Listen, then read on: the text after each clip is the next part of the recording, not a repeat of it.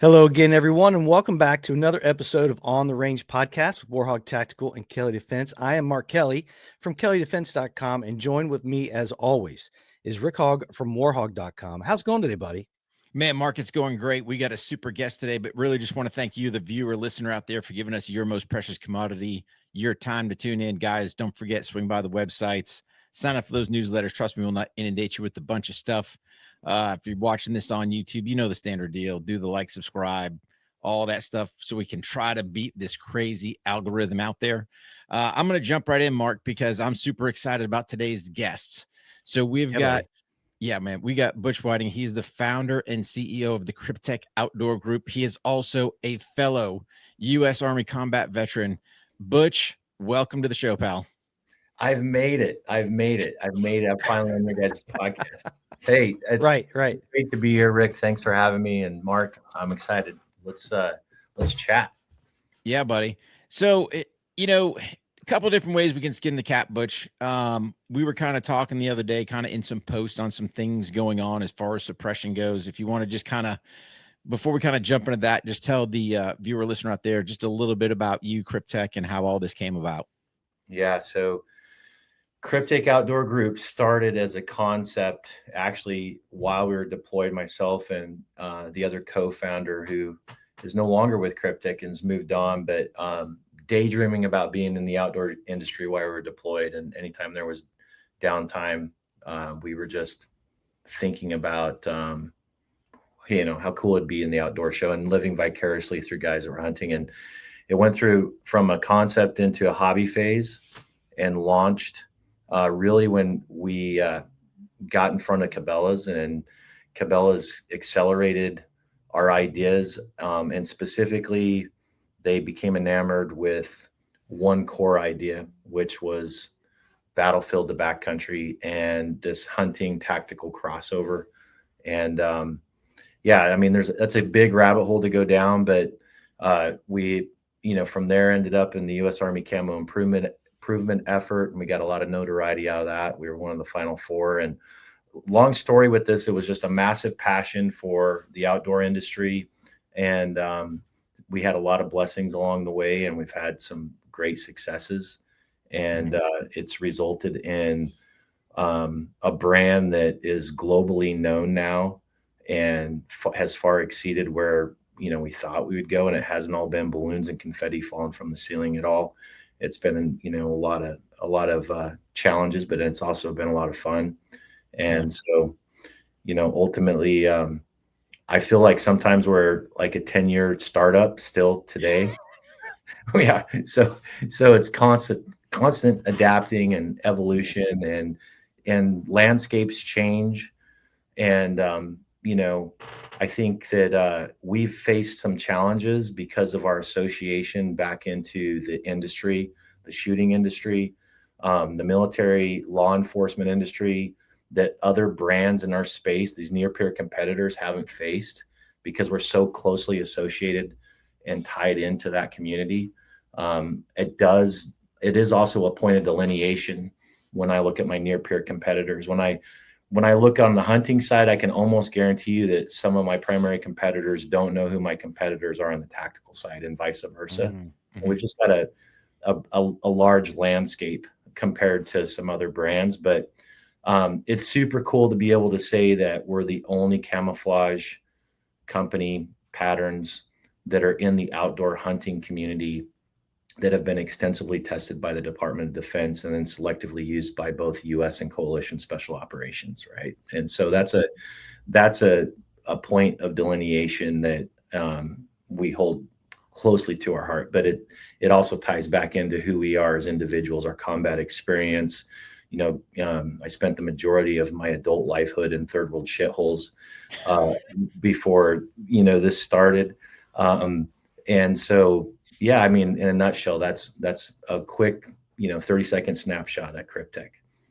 Yeah, and Butch, you bring up a great point, man. You're like, I feel like a 10-year startup, and I think from the entrepreneurial side, we all do, right? So no matter how successful you get, you're always trying to figure out, hey, what's that next step? Who's that next potential partner? So you got to constantly grind. I think that's what a lot of people don't understand in the world is it's an everyday deal. And Yeah, I just had one question for you. How did you find like dealing with Cabela's? Was that difficult to like arrange that conversation and get things going? Because I know a lot of times you get roadblocks, and did they kind of open the door to you? How'd that work out? it was all by chance. So I'd written this 25-page business model, and they were really prospectuses, right? And KRYPTEK was just a hobby. It wasn't even a hobby; it was conceptual. And Claycorn, the other founding partner, he was still active duty. I had just separated, like I don't even know, maybe a year or so. And I got a phone call. I was up in Fairbanks, Alaska. I was doing some other stuff. Um, and I talked to this guy for like 3 minutes or 4 minutes before I even realized he was talking about KRYPTEK. And he was this head executive within Cabela's. And they'd read the business model, and they fell in love with one sentence. One sentence changed everything. And that was the start. And the sentence said, well, let me give some more back on that. You know, all the improvements that started to happen from 9/11 on, like with everything from weapon systems to communications. I mean, you name it. That's like when everything started to rise, you know. And one of those improvements was in apparel. And when we saw like the spec ops units, US spec ops, CAG primarily running around in these super new badass built-in knee systems, adjustable waist systems, all this, I was like, we were just like, that's would have great application in the civilian hunting space. And so this one sentence that Cabela's fell in love with was to spiral features and functions out of special operations into the civilian hunting market. And that was it. So when he called up, he said, hey, we've been trying to do this. We've actually tried in the past. We know this demographic of this tactical hunting crossover exists, but we've never been able to do it right. And we'd really like to talk. And so we flew to Sydney, Nebraska, and sat down with these guys. And the next thing I knew is that we had an exclusive with them, and didn't know my ass from my elbow in any of this. I didn't know what MAP pricing was. I didn't know what MSRP was. I'm sitting in this meeting, and I just came from a community that talks in acronyms, right? That's how we communicate.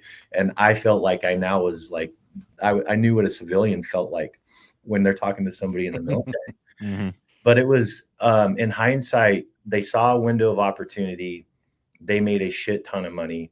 Everyone around us was making money. And I can remember very specifically an event where the catalogs went out. You remember when you used to get those big, thick Cabela's catalogs? Oh, we love those things. Your Yeah. toilet, and you never threw them away. They sat there all for a year. The next one came. Well, one of those came, and I was living 20 miles north of Fairbanks, and I went to the mailbox. I knew it was coming, and it finally came. I was super excited, and I went through it with my wife. And the most expensive jacket that we had in there was like $250. And my wife was like, well, so what do we make on that? And I was like, I don't know. Hold on a minute. And I look on my computer, and we made like $2. And she's like, how the hell are we going to do anything?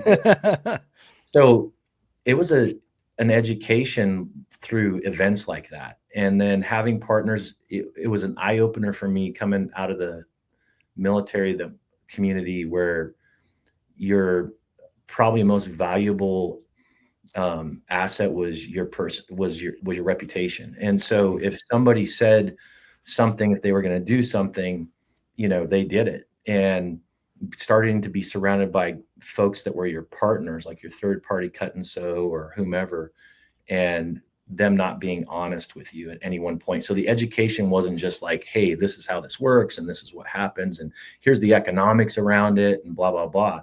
It was like, hey, you just sit back there, and we're going to go take care of all this. And pretty soon, everybody that you're working with is making all this cash, and you're like dumbfounded. Like, how is this a business?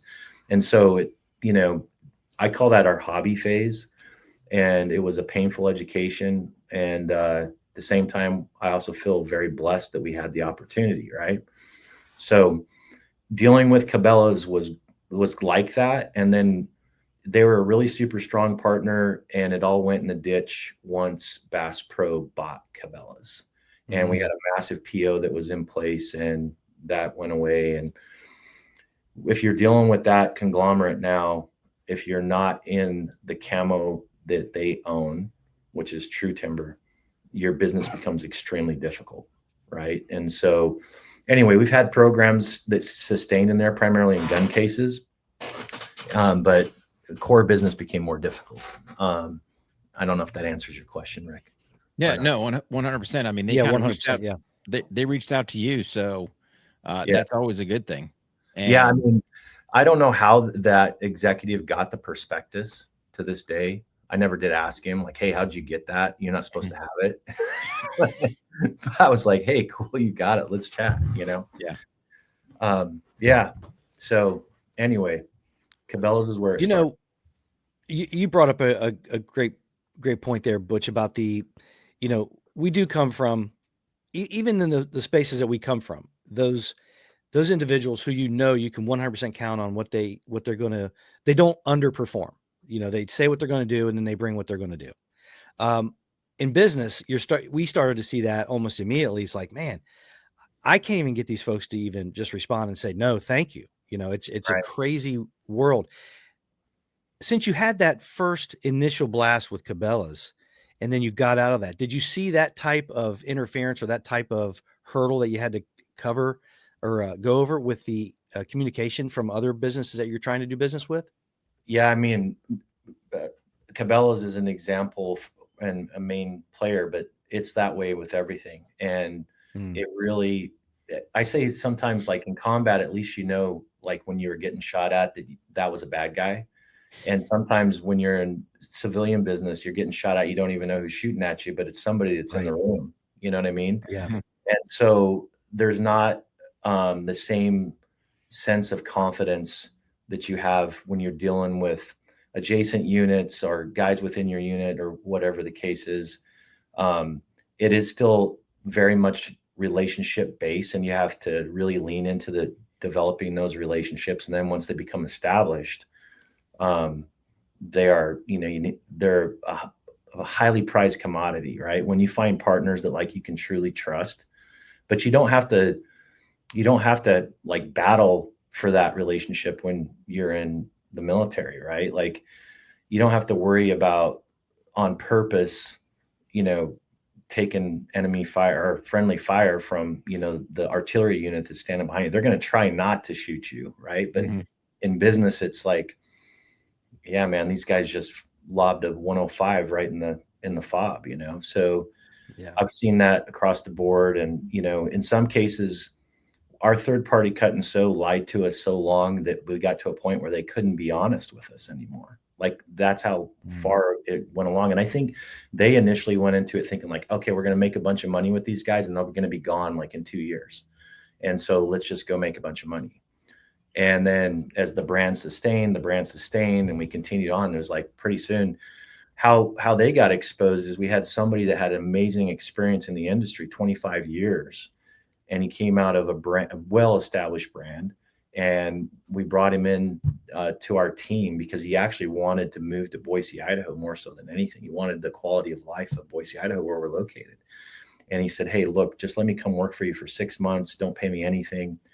And he was only here a few months. And he's like, hey, I don't know if you realize this, but you're getting cheated here, and this is not right. This isn't the HTS code.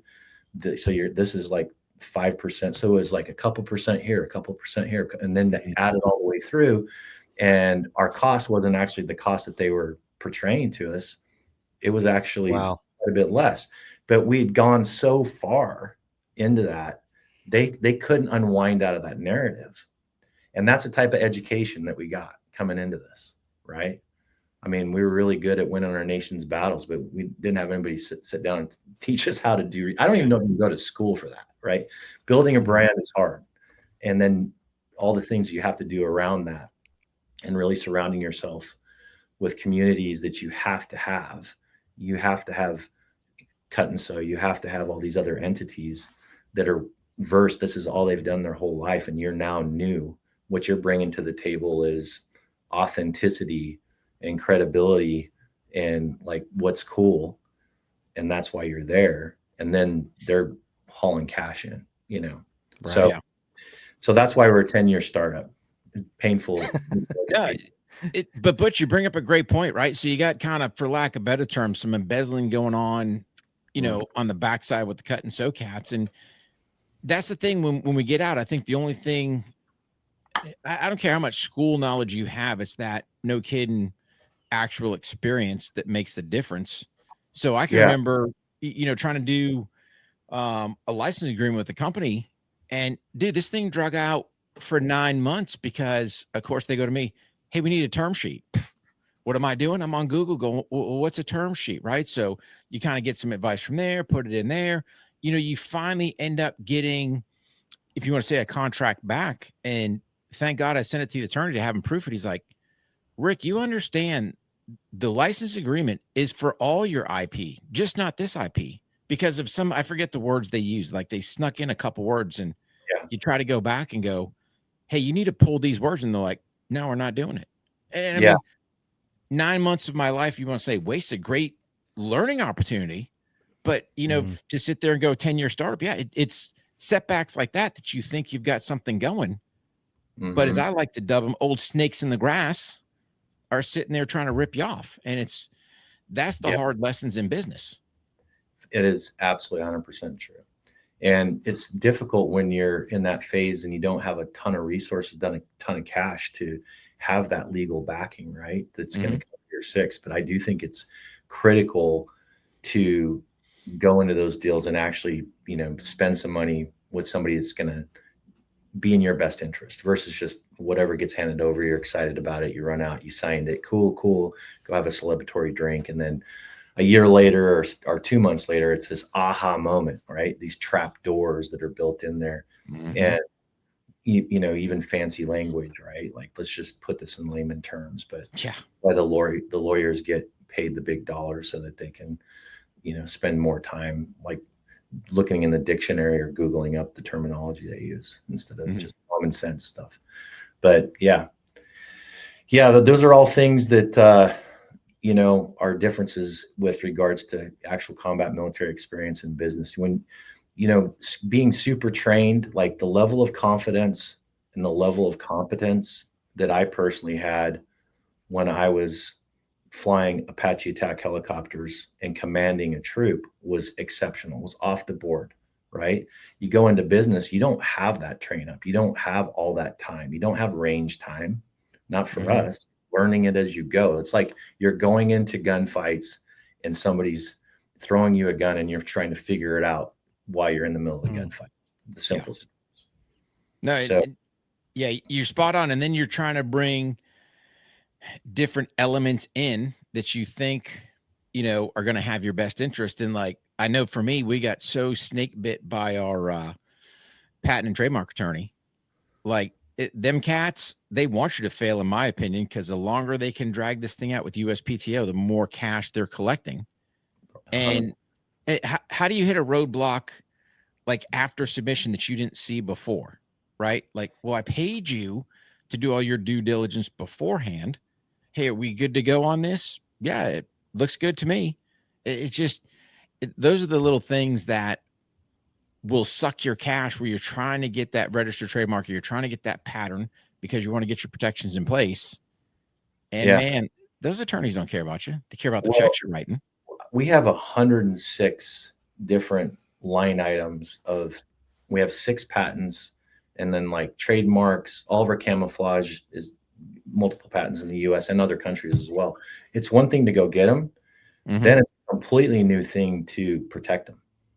It's like, so especially in this day and age, right? And, one of the big monumental moments we had is, when we were asked to be in video games, Call of Duty Black Ops, Call of Duty Advanced Warfare. And everybody seems enamored with that. And we got this global exposure for sure. But one of the downsides on that is all that popularity resulted in mad piracy, specifically out of China. And there is no enforcement there, right? Zero. And then they sneak in and establish cells now under the Amazon umbrella.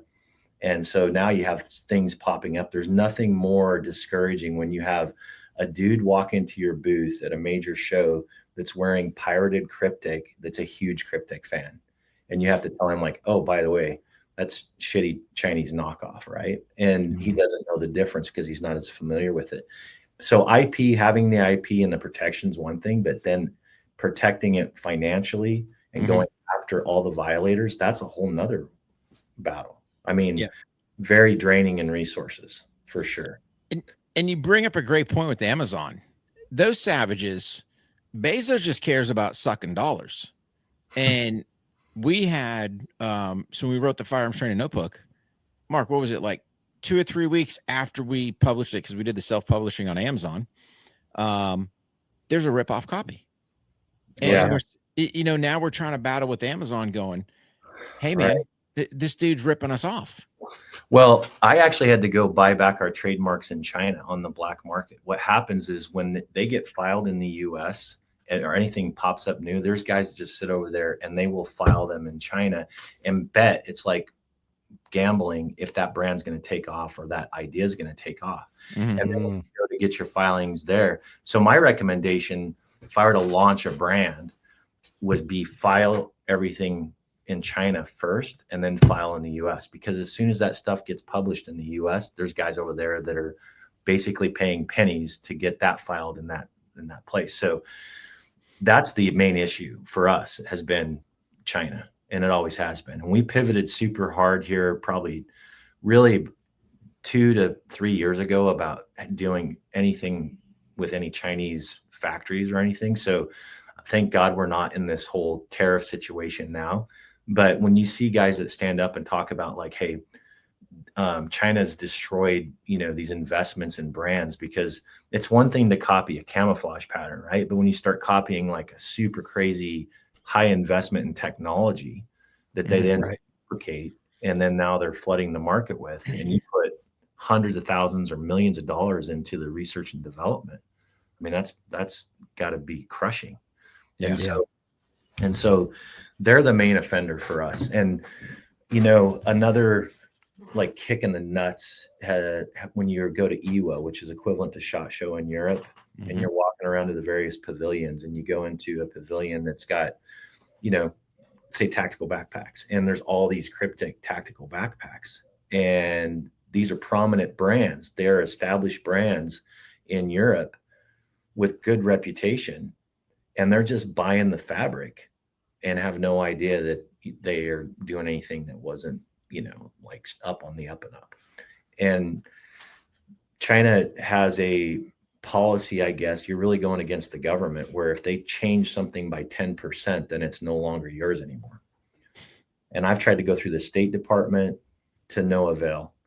And obviously now, thank God, Trump's like escalated the violence to a point to where it's got everybody's attention, and he's implemented these tariffs, because what they've been doing is just robbing us at all levels. And who knows if that publication actually came from an Amazon person at Bezos, or it was somebody in China that was sitting there that was pushing it through Amazon. That's what they've done. They've used Amazon as a mechanism to get cells into the US with pirated things, whatever it is. And you have to play whack-a-mole, constant. Yeah. It's a full-time job. Yeah. Did you file anything in China? Oh yeah. What is that like? I mean, the process is no different than in the US. In fact, I'll tell you a crazy side note on this. So we went to file in China our logo, name, trademark, and that's when we found out this guy was a squatter that had grabbed our stuff. And he grabbed it when we first started and started to get some lift in the US, and he was just sitting on it. So we literally had a guy that went out of Hong Kong, went into some city on the train, and paid this guy $15,000 equivalent to whatever currency, and he signed over the trademarks to us. And then once we had them, now they were ours. What's nuts about this is that the Golden Knights out of Vegas, the hockey team, you know what I'm talking about? Yep. Their logo looks very, very similar to the KRYPTEK logo. When they went to file in China, they were told no, they couldn't file because KRYPTEK preceded them. And so the hockey league we still have an ongoing thing with the hockey league there. So in that case, it was another US company that was trying to file in China, and the trademarks that we were able to buy back on the black market, basically, that we actually designed, owned everywhere else in the US, preceded their filings. And so it wasn't difficult to get the filings there. And at the end of the day, that goes back to my recommendation. Like, if you're coming out with this brand and logo and all this stuff, I'd say step number one, go to China, file it, because then you own it and nobody's going to steal it, and then file in the US. Wow. Yeah. Have you had That's amazing. Have you had to use file against anybody that's in China? We've been pirated super heavy out of China, and most of that product goes into Korea. And so how we've circumnavigated that is we've partnered with some companies in Korea to help police that, and they become our strategic partner in that country. KRYPTEK's really popular in Korea because they had a counter-terrorist unit that basically was, their uniforms was KRYPTEK Typhon, our black powder, just like the one you're wearing, Rick. Mm-hmm. And so anyway, this partnership's been put in place, but the only way that you can protect those type of things is to align with guys that have horsepower in those areas, because I'm not going to be able to go police that on the tactical sales market in Korea. And so we need somebody that's there, that's doing it. And, you know, that piracy out of Hong Kong, I mean, everything's changing so fast right now on the geopolitical front with that. It's not steady state, right? Like Trump has completely disrupted everything. So all I'm speaking of is like what we've lived through in the previous years. I'm hopeful that it does become something that's copacetic, and that our stuff becomes protected along with all that super high-end IT type technical IP that everybody's screaming about that they rip off. Yeah, I mean, at the end of the day, Butch, IP is IP, regardless at you know what point it is. And it's just shocking that, you know, you reach out to state, they don't help you, right? Like your own government going, hey man, can we get some help? No. Right. Yeah. The only guys that I know that went in there and busted any skulls had like mountains of money. Yeah. Like just resources unlimited, like Michael Johnson, right? Mm-hmm. So he was able to go and basically fight and get his Air Jordans and all that stuff back. That's the only one that I'm really familiar with. There's not a whole lot of brands that have been able to go fight that, because you're fighting the Chinese government. You're not fighting like the factory that's the government owns the factory that's knocking you off, you know? So anyway, the piracy issue, I mean, I'm not obviously the only one, but it's been a major challenge for sure. Yeah. So the tariffs, I've heard, you know, big business, you know, say that, hey man, you know, people are screaming because the cost of things are going up or whatever because of the tariffs to China. And then I've heard the business folks say, hey, look, it should be 400% tariff for those guys. They don't play by the rules. They take and steal IPs. They make it impossible for companies to do business in China. Do you think the tariffs themselves overwhelmingly is a positive thing for the moving forward with for businesses in, you know, operating in the United States? I feel that it levels the playing field, because the companies that are doing major manufacturing out of China are now forced to pivot to another country. You know, when especially in apparel and technical apparel, like welded seams, and like I'm talking, you know, super high end, like our rain jacket that costs, you know, almost $400 type stuff. That is nearly impossible to get fabricated in North America, but it forces you to pivot into other areas that are U.S. ally nations, right? Like, and I do have stuff that's made in the U.S., right? But not all of it. So what I like to say is made by U.S. allies, right? And so it's gotten into the decision cycle of some of these companies are brands that didn't see the writing on the wall, which they should have seen as soon as the bantering started with Taiwan, you know, right, a few years ago or longer than that. But I think it aligns where we're going to put our resources offshore to guys that we're going to potentially or have already gone to war with. I mean, it's kind of like a simple matricy here. Like, yeah, these are our allies. We've never gone into a conflict without allies. So made by U.S. allies seems like a pretty safe play, right? I don't know. I wouldn't say that needs to be 400%. I could say that because I've now pivoted all my manufacturing and all the programs that we did have that were touched by that. So what do I care? Right. Right. Well, yeah, charge 400%. Now, the brands that are near peer competitors that were having manufacturing done there, it's devastating, right? Like they've got a pipeline and they've had this production planned and they've got their sea shipments planned and so on. And now all of a sudden, when they go to be charged by customs, instead of just paying the duty rate, which has always been there, like that's a part of this thing that like nobody talks about. The duty rate on all the stuff that gets imported, there's a menu and like you pay certain percentages on the FOB or the factory cost. So if I got $100,000 order that's coming in and say, like the most recent one was a range bag that we brought to market, and that had a 17.9% duty rate. So I have to pay customs that on top of that. So I paid them $18,000 on top of it for that example. Well, if that's mid-stroke and all of a sudden this stuff's coming out of China for brand whatever, and it was started at 40%, and now it's like what is it, 125 or whatever? Yeah, that's so you're paying that percentage to our U.S. customs. See, that I think that's where things kind of get quirky with people understanding how that money flows through. And ultimately, by the time it gets to the end user, it's not just one for one. It's multiplied and compounded, because if you're going into retail, you're selling it wholesale and then they're marking it up. And so there's this compounding factor that happens at each one of those hurdles.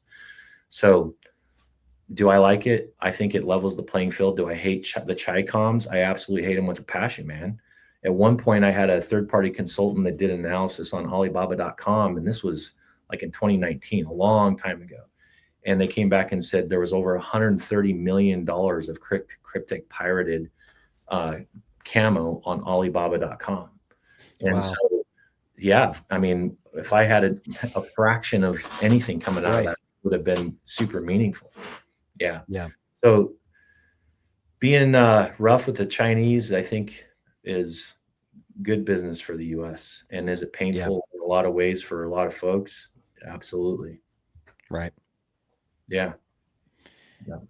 So, Butch, we were kind of talking before some hurdles that KRYPTEK has had here in the U.S., especially when we're looking at social stuff, some of the stuff federal government has done to you guys. Do you want to elaborate on kind of some of that stuff we were talking about before? Well, it started, I think, well, we talked about it a little bit yesterday on a phone call, but I was looking at your guys' hats and I was like, hey, KRYPTEK Highlander, KRYPTEK Typhon. Yeah, so the censorship has been traumatizing and like a completely unexpected challenge that I think in a normal environment, it's hard enough to build a brand. But when you're adjacent and touching the firearms industry, and you're very vocal about being pro-Constitution, pro-American, pro-Second Amendment, God-fearing, all these things over the last, administration were all demonizing. And the real censorships for us started and came to light when Black Lives Matters was raging. And you remember that when gun sales were through the roof and defund the police and so on. So we were subpoenaed by the FBI, and they wanted to know how many KRYPTEK Highlander hats, just like the one that Mark has on in this podcast, that we had sold and to whom, that had the Punisher logo on the front and a charging American flag on the side. And the reason why was because all these militias had been coming out and standing in community squares where there were statues or there was, whatever it was. And one of the things that they were identifying with was everybody was wearing one of these hats. And so we responded back to the FBI and said, hey, look, we don't know who those hats were sold to because we didn't sell them. We have a license with these various companies like Outdoor Cap, Richardson Cap, and so on. And they have what's called a blank program or blanks. Mhm. And what happens is the hats get sold to decorators, and then the decorator will put whatever you want on them. It's like a guy, operating out of his garage, next door.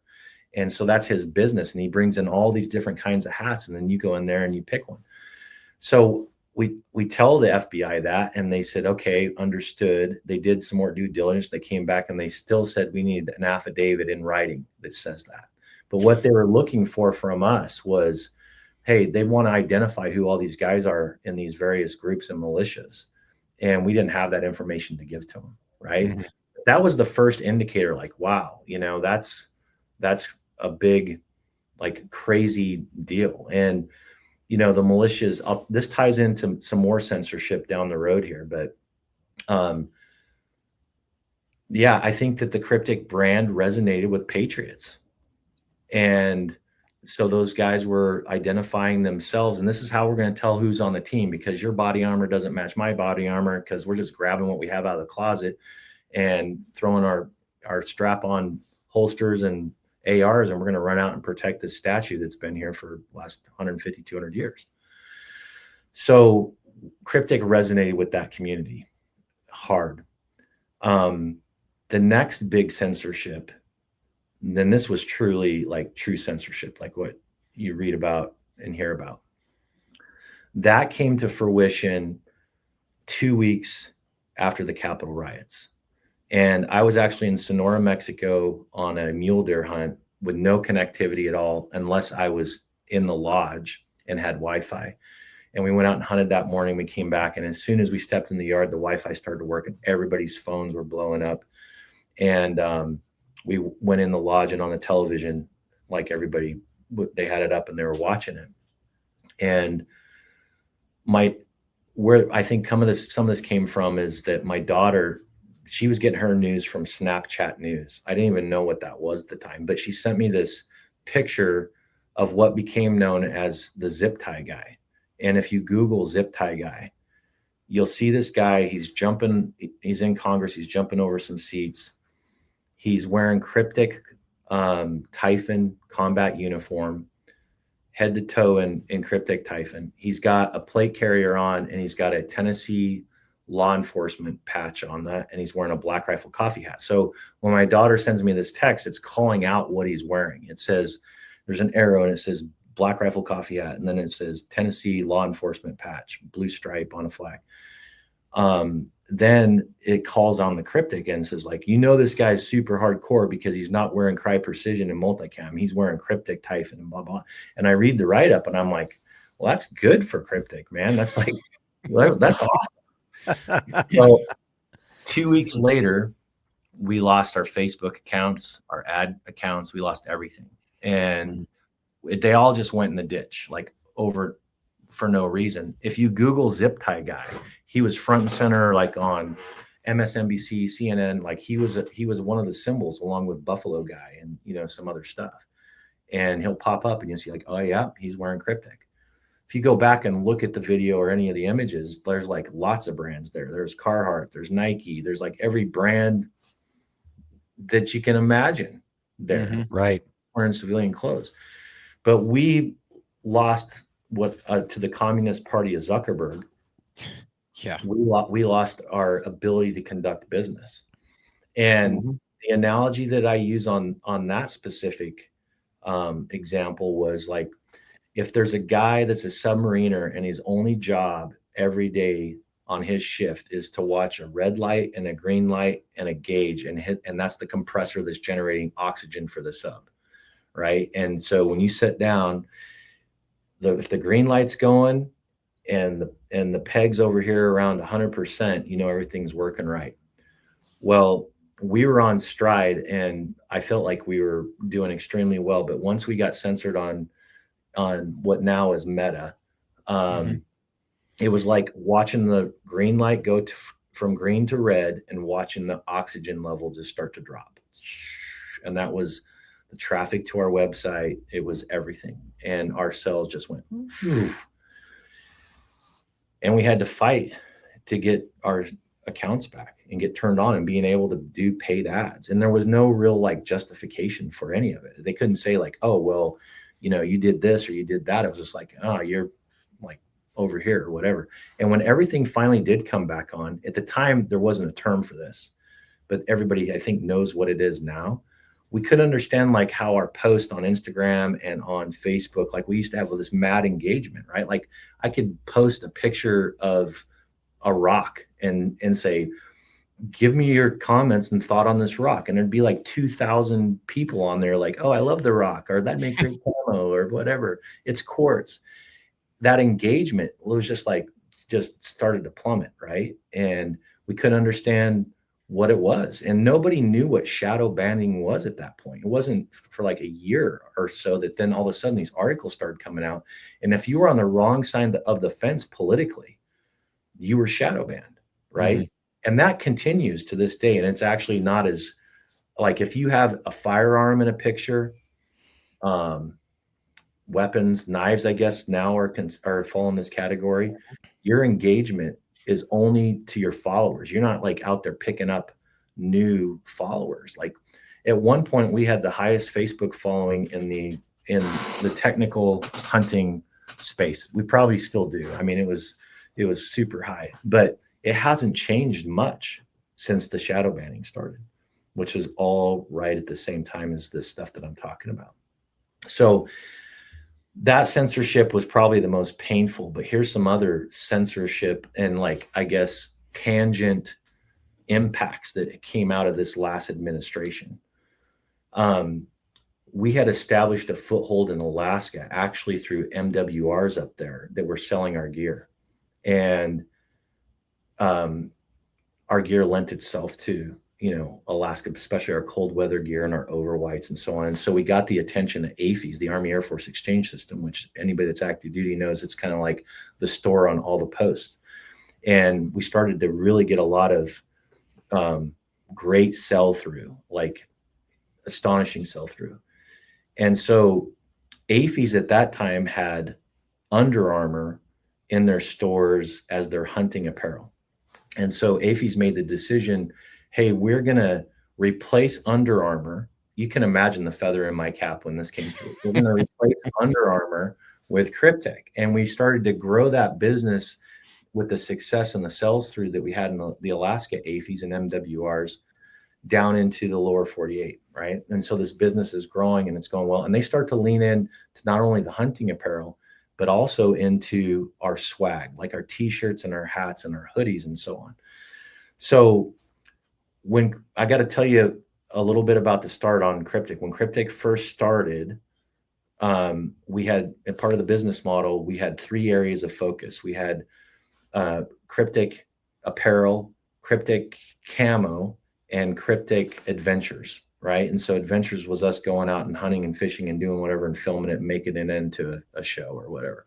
The other 2 are self-evident, right? So the bottom line, because of that, Roman numeral 3 got baked into our art. And so the KRYPTEK logo, we had a Roman numeral 3, right?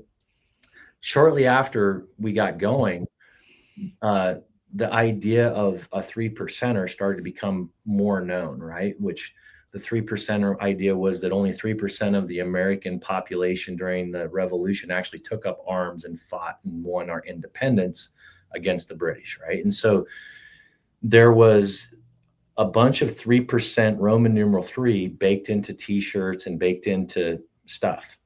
In the meantime, there was a mass groundswell with these groups and militias across the U.S. that started to name themselves the 3%ers of South Carolina, the 3%ers of Delaware, the 3%ers of every state, I think. And so as the Biden administration kind of plowed along, this group called the Southern Poverty Law Institute. Have you guys ever heard of them? Mm-hmm. No. Okay, so it's like this legalized woke group entity that follows hate groups. That's what they do, is they follow hate groups. Well, at some time in the life cycle of the Biden administration, Roman numeral 3 became equivalent to a swastika. And we didn't know this until my VP of sales called me up and he's like, hey, we've got a problem. I'm like, well, what's the problem? And he goes, we have to take back all of our swag, all of our t-shirts, all of our hats, all of our hoodies from AAFES And I'm like, why? Because it has Roman numeral 3 in it. And I'm like, what are you talking about? Roman numeral 3? Like that stands Yeah. for Cryptic Adventures, Cryptic Camo, and Cryptic Apparel. What are you talking about? And so then he tells me at this Air Force base in South Dakota, somebody went to the base commander and complained and said, why do we have hate group art or hate group apparel for sale inside of AFES? And of course, you can imagine if you're a base commander, you're not going to take time to figure out what it really is. And he's like, get all this shit out of here. So when he called AFES up to complain to him, they're like, pull it all. Gone. Yeah. So now all of a sudden I'm buying back thousands of units that have Roman numeral 3 in it. I guess that could be a form of censorship. It's definitely a form of something that's not good, right? But it's a form of ignorance, Butch, right? At the end of the day, how many other things have a Roman numeral 3? So are we going to take, for example, Super Bowl number 3, and are we going to remove it from the history books because they use Roman numerals?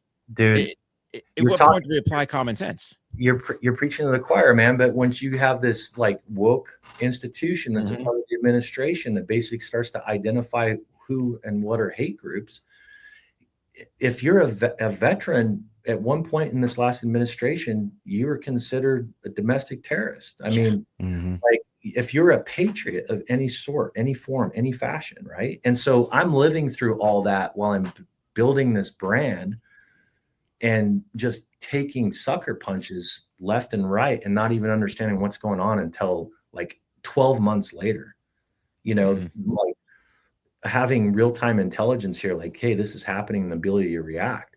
And we stood the ground and said, you know what? We're not going to change our voice. We're not going to change who we are as people. We're some adjacent brands who were owned by parent companies that were extremely woke, and their parent companies are owned by BlackRock.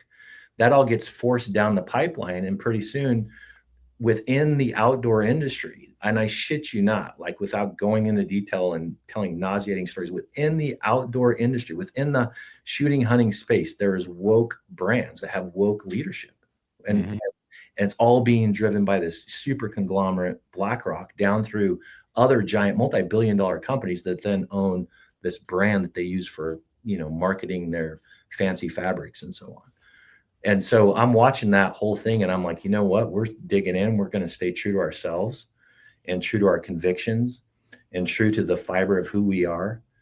And, when you go and fight your nation's battles and then come home and have to live through that, right? It's like, where was that in the rule book? Let's just say I went to Harvard or Yale and had nothing but a how to build a brand degree.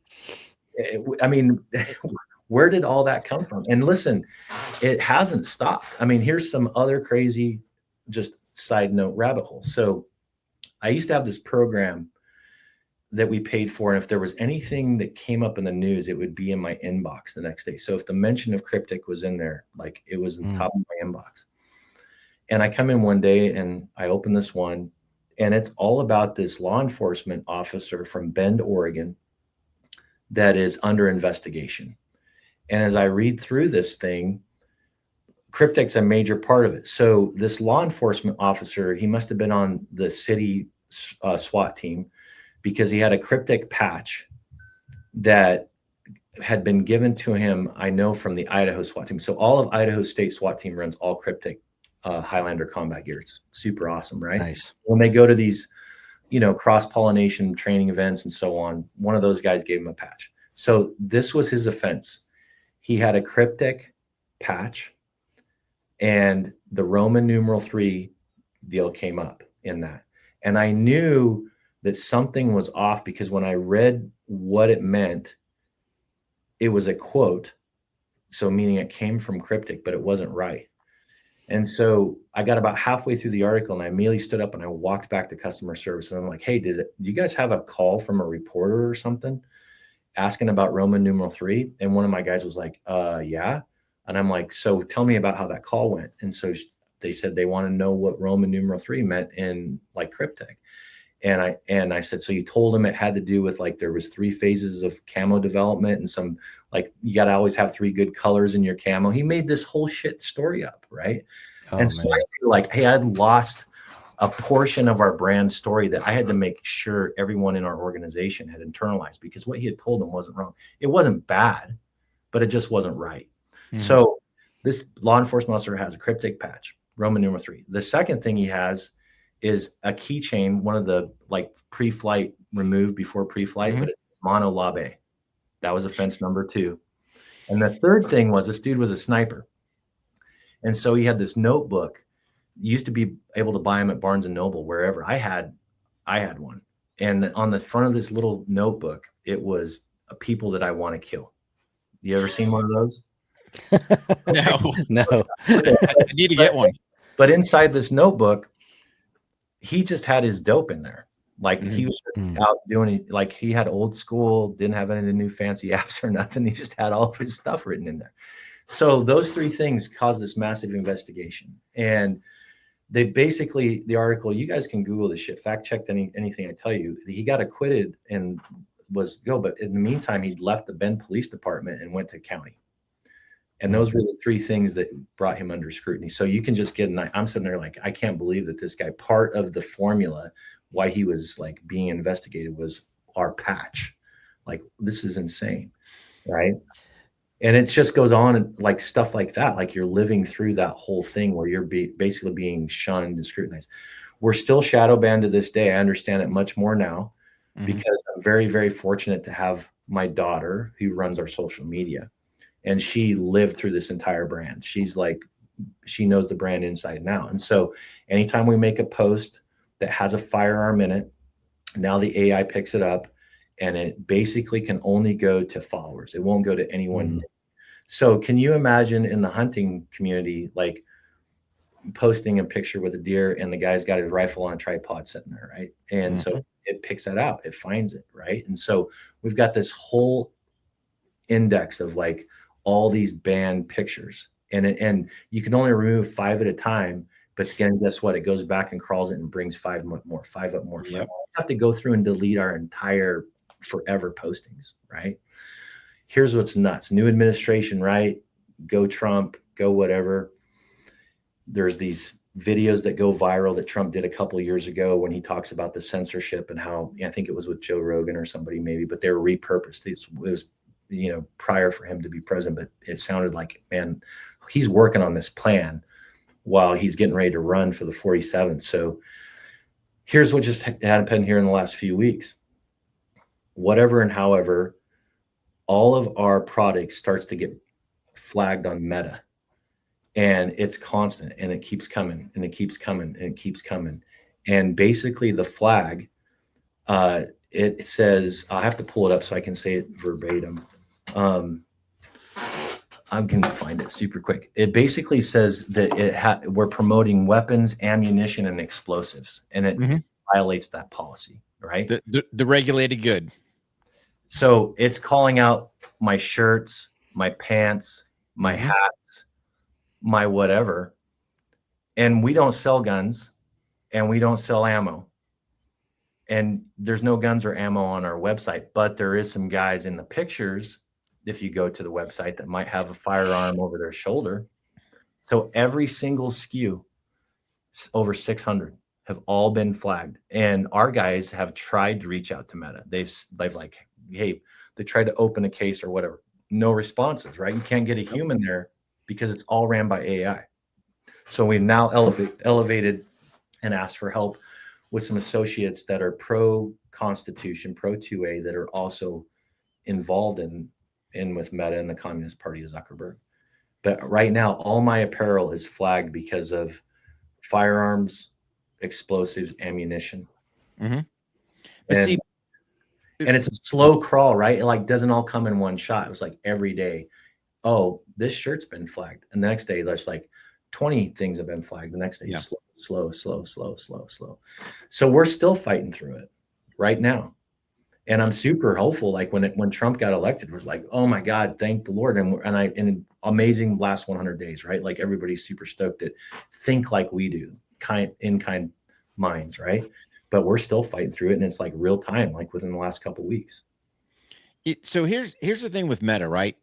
Meta's a bunch of liars, because on one side they'll restrict you, but if you look at their transparent policy, it says you can promote firearms, ammunition, all that stuff. If you're web-based, brick and mortar slow. On one side they say you can't. One side they say you can. Zuckerberg's out there lying. He won't use the word free speech. He says free expression, right? That's a lie. I did a rip of him on Rogan where he talks about being the great hunter, but doesn't know his bow or anything else. That got violated. Zuckerberg on my page got a violation. I'm like, dude, that's your own CEO, right? Come on, guys. But like, we had our Warhog Tactical account straight up deactivated. And what do they tell you? Oh, you violated the terms of service. And you can, it's always the same bot reply. Right. Every time you try to interact with Instagram. So when we lost our accounts after the insurrection, they couldn't tell us why. And then it just became self-evident that, like, in that underground news, we're getting called out exposure and so on. So we were getting exposure that I thought was good, but it actually ended up, cutting our own throat. We just recently launched a range bag program with Costco. And I think that this could be what triggered this current deal with Meta, because KRYPTEK range bag, that term in the Google search bar, went up 5,000%. Because Costco we had 70,000 range bags that went into Costco, right? And so there's crazy exposure. One of the best videos was just an organic video that we've ever had. Is just kind of a funny Costco video, and it's like, hey, Costco KRYPTEK range bags, and then my daughter throws another range bag in on top of like 10 range bags, and she's pushing her cart like she's going to go check out. That went viral. Like, I don't know what it's at now, but it was like 33 million or 3.3 million views, right? So all this stuff, I think, is talking and working together. And all of a sudden, when you have the term range now being Googled, range, is that now a bad word? It must be within the algorithms. It must be within AI. It is. So now range bags or gun bags are bad. And so now all of a sudden, everything else that we got on our site is flagged. And my guys are pulling their hair out and going, how do we fix this? So the last 4 years were pure hell. But there's still this massive hangover that we're caught in. And this thing with censorship is it's daunting. It's super daunting, because the rules of engagement are constantly changing. And it's not like they're sharing what the rules are. You have to go figure out what the rules are. It's not like a playbook that comes out. Forever we thought that showing deadheads was like this faux pas. And some of the big prominent woke brands pivoted super hard away from that. They didn't want to show you holding a white-tailed buck that you'd shot, or a turkey, or whatever, any dead animal. We stayed with that too. We're like, screw you guys. We are outdoorsmen, and we're gonna share those experiences. I don't think that that's the flag. I think the flag is any firearm. So maybe we had it wrong back then when we were guessing what the rules of engagement were. It was just a total guess.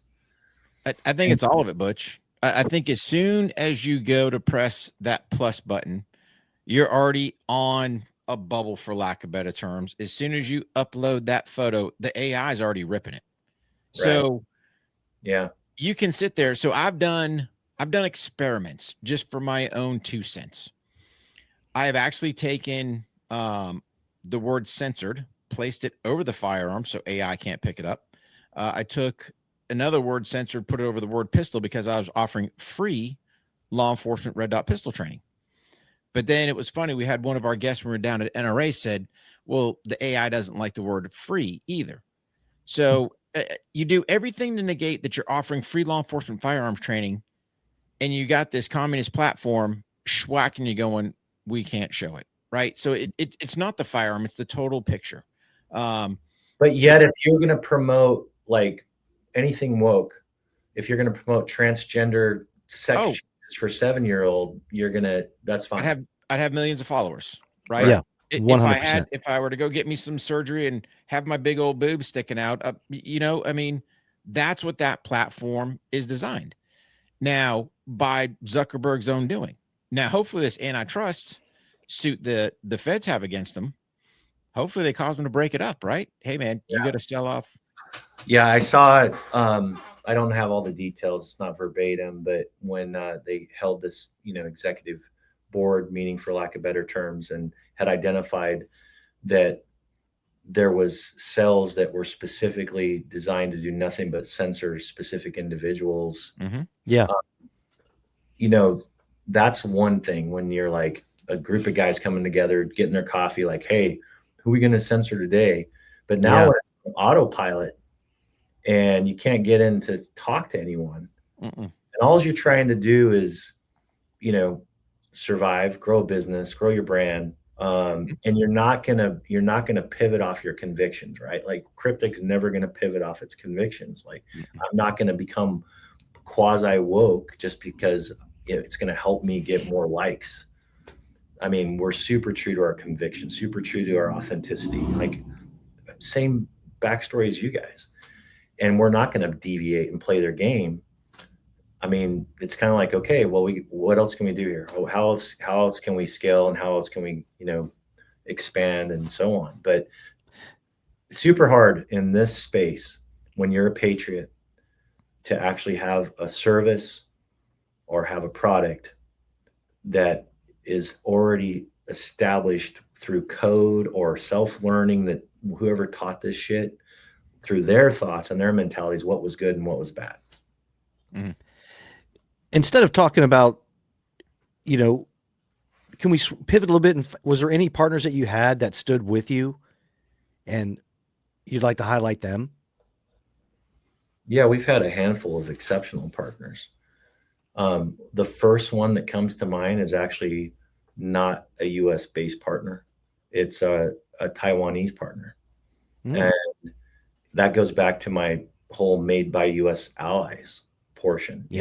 On top of all the censorship, there was this other thing that we had, was called the global pandemic, and logistics and inventory and supplies was an absolute huge mess and quagmire. I had inventory stuck in the ocean for 9 months that I could go pull up and see this big boat doing giant circles out there.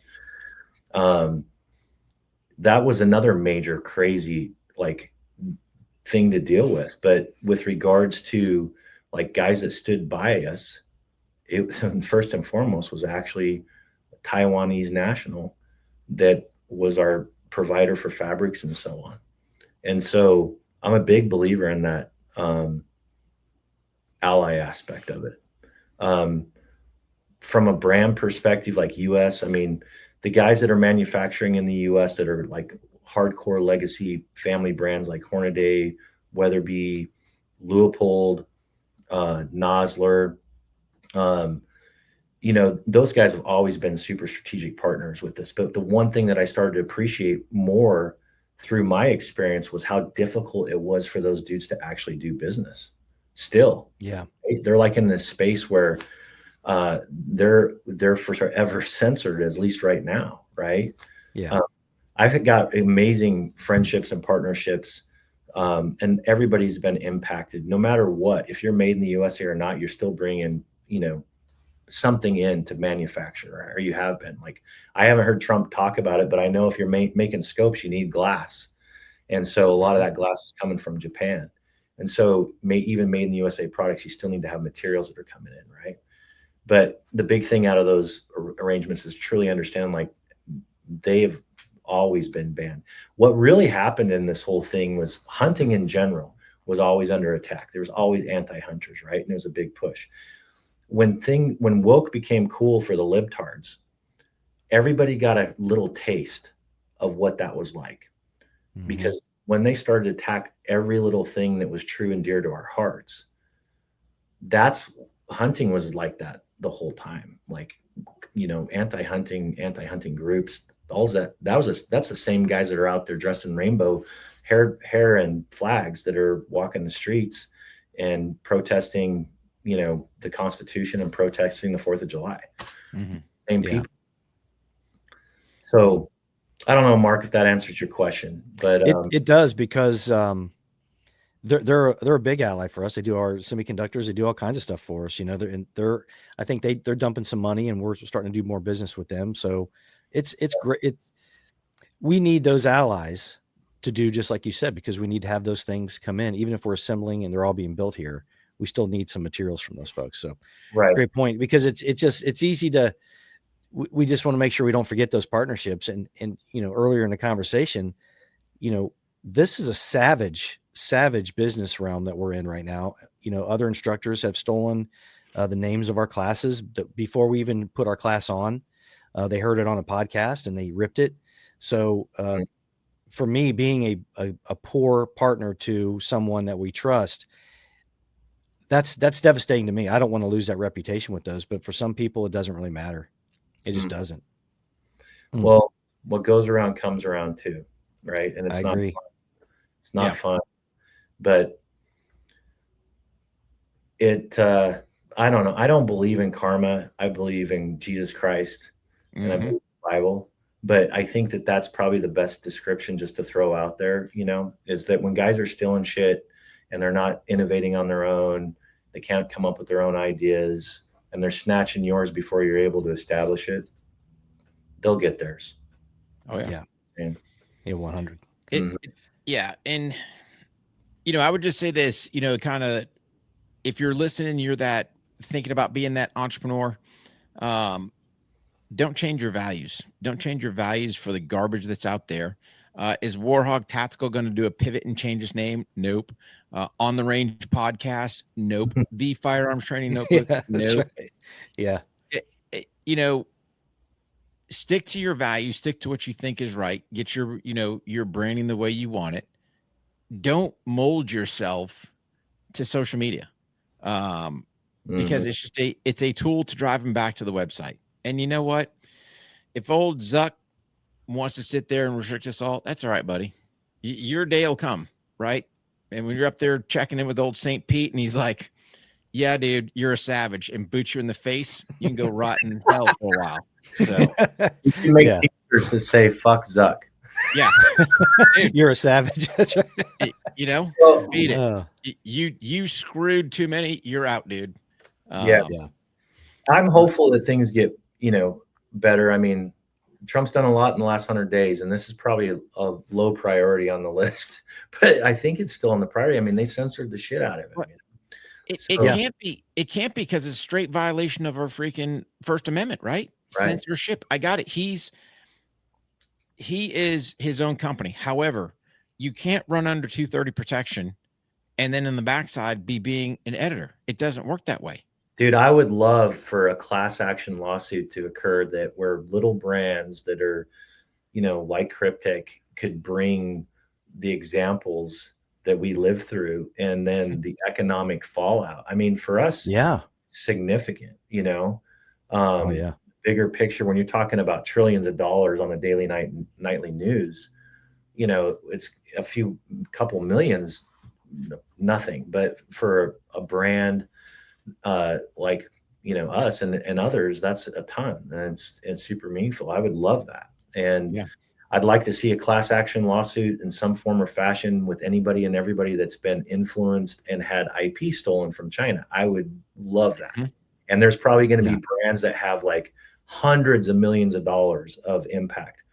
And, I gave that Alibaba.com. I mean, I could stand up there and say the same thing. Like, that would be sick. I would love to sign up for that. But I don't think that anybody's coming to our rescue on this, right? I'm not going to sit here and hope for something like that to occur. You just have to navigate it. We have to adjust. You have to have the ability to adapt. And, marketing 10 years ago is nothing like what is now. And who would have ever guessed that, social media would have been so important. And something else is going to come down the pipeline. And I see new platforms that are rising up that are basically catering to this community as well. So, the landscape's going to change, and it's going to continue to change. And to be successful and survive through that, you have to adapt. You have to. Yeah, 100%. And I think the podcasts are here to stay. It's kind of like the last place where you can actually have free speech, say what you want, and our whole thing is, how do we bring brands on, especially when we start talking about censorship, to share that story. Hey guys, check it out. Swing by KRYPTEK.com, check out what Butch and the guys have going on. I mean, it's just support great American brands. Right. And I think if we can better build our partnerships and relationships, okay, cool. So, hey man, On the Range is pushing out, KRYPTEK stuff. How can we work together as a whole? Yeah. Yeah. And you have to in this space, Yes. Yeah.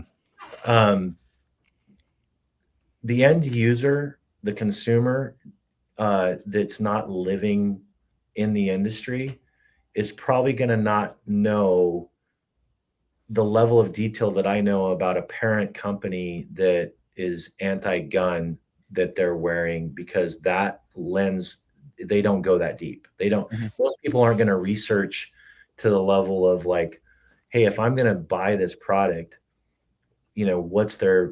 how are they supporting my beliefs? Yeah. Are they anti-American? Are they anti-gun? Are they anti-Constitution? Are they anti-Christianity? Are they anti this, anti that? And ultimately, that takes a lot of time to figure out. And so people like to say like, oh, made in the USA, made in the USA. Well, when it comes to technical apparel, like truly technical apparel, like mountaineering type technical apparel, or like apparel that we have, I would challenge anybody to go to their closet and open it up and start looking at labels.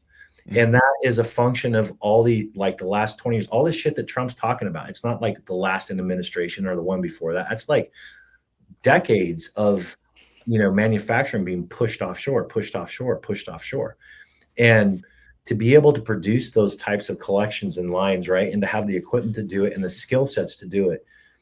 One brand, I personally can't go stand up a factory here in Boise, Idaho, and I'm just going to make KRYPTEK gear and have those employees year round, because I'm not going to be able to keep them going all the time. And so these factories, a lot of those technical mountaineering type brands, the product comes out of the same factories. And so that's the reason why they're able to function. And you're not going to be able to flip a switch. There is some brands that are doing made in the USA that are in this space, but you start putting that up next to some of like the top tier, near peer outdoor brands, and I mean, it's not one and the same. And so there is a lag here, right? There is a lag to get caught back up. And some of these machines, like a great example is welded seam tapes in rain jackets. Like, that's not an easy thing to do, but everybody is going to compare that.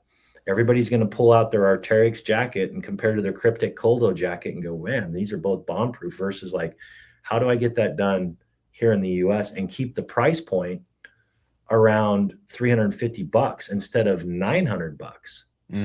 So these are the types of challenges I got pushed into right away, because when Cabela's reached out to us initially, of course, I was like, oh, we're going to be all made in the USA. Well, I quickly realized I couldn't go into Cabela's and have my shit made in the USA from a number of factors, quality and price and volumes and on. So I kind of got cast into this offshore manufacturing right out of the gate. I didn't really have an option to sit back and say, hey, we're going to do this and it's going to be whatever.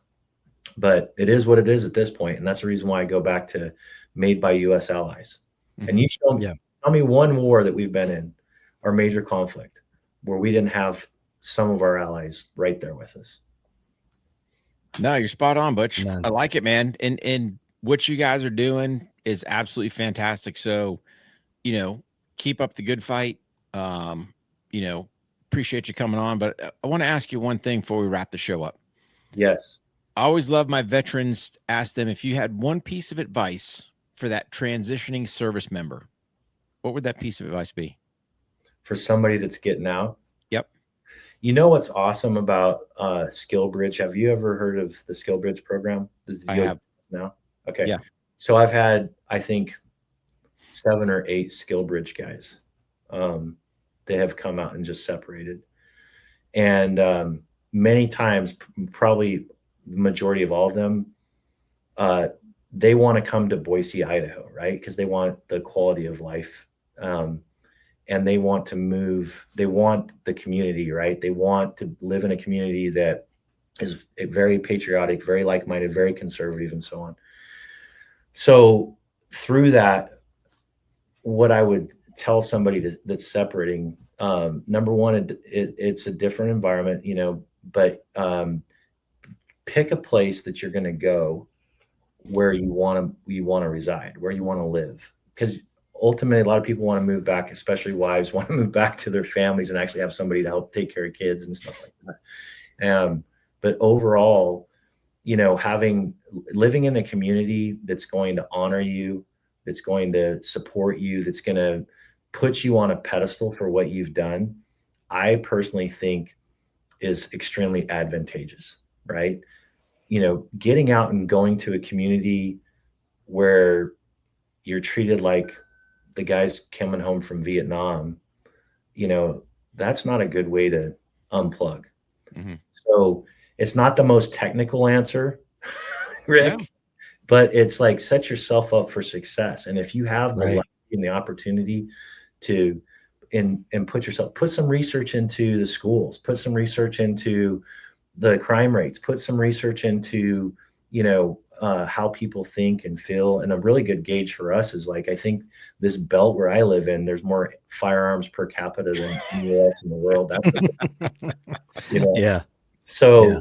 I guess, that's a super, super, super simple answer, right? No, But it's a good one, Butch. I mean, valuable. And I'm sure there's guys not thinking about that. Hey, man, where you set the roots, yeah, it matters. they're looking for paychecks. Hey, looking for stuff like that. You'll find a job. Mhm. And I also highly encourage SkillBridge. I wish that was a new program. I got baptized into it when one of our pro staff guys that was still on active duty, he wanted to come to Boise, Idaho, and he's like, "Hey, have you heard of SkillBridge? Could you get on SkillBridge?" And I actually didn't have a job for him, but he came in and was an amazing value. He was a 22 retired Navy Special Warfare guy. Okay. And I told him that coming in though, but man, he added a ton of value, right? Mhm. So anyway, looking at SkillBridge too, if you're getting ready to get out and you're listening to your active duty, I think it's one of the best programs that's actually been put in place by the DoD in recent years. So Awesome. Well, brother, we love KRYPTEK. I mean, this is my very first hat I ever made with my logo on there, and I Mhm. still have it, and it's just awesome. You could go back 6-7 years, Rick, and see our KRYPTEK Oh hats that God. we had out Yeah. there From the get go. I mean, it was out of the from the gate. get go. It was kind of a no brainer, right? We got Yeah. our blanks. I was a little disappointed, Butch. I'm not going to lie. When I went on KRYPTEK.com and looking for the Warhog hat and it wasn't there, That's right. That's right. yeah, Um, I'll talk to our merchandisers. Yeah. Yeah. Do that. Yeah. Hey man, I appreciate your guys' support and time. It's so cool when you hear about, stories like what you're talking about, but also Mhm. everything you guys stand for, what you're trying to do, the groundswell that's happened in self-reliance and self-sustainment Mhm. in recent years is a real good thing. And the training you guys are passing on to folks is invaluable, especially those that don't have any training, but those that do. So you guys are doing the Lord's work as well. And appreciate the hell out of you guys' support. No, I appreciate it, Butch. So we'll kind of wrap the show up. Stand by. We'll chat post here if you got a couple minutes. Sure. And we'll close this thing out. So, brother, appreciate everything you're doing. And God bless you, your family, our troops, and always God bless the United States of America, my friend. God bless Mhm. America. All right. All right. Well, man, what a great show. Absolutely. A lot of good stuff. Yeah. A lot of good information. Yeah. I mean, business is, that they say business is business, man. Mhm. You don't have to be that way. Cause look what Butch and his company is like. Yeah. And guys, go support them, right? KRYPTEK.com. Great stuff. Get your blanks, get them sewn up. So, yeah. Yeah. Unbelievable. Hey guys, if you've liked this content and you want more of it, and you can't get enough of it, make sure you go to On the Range Podcast and check out the crew membership. They get exclusive stuff. The big thing is that if you sign up for one of the all access packages, it's a lot of fun. You have complete access to our training catalogs, as well as the video calls with the crew members and Rick and I ourselves. We do it a couple times a month. It's a lot of fun. It's a great bunch of like-minded individuals who are just trying to be 1% better every day, Rick. And it's a lot of fun. So just make sure that you go like, subscribe, follow, and check out the crew membership at ontheRangePodcast.com, because the show continues always at the end of the show on the crew members page. And as always, guys, don't forget, train hard, stay safe, and we'll see you on the range.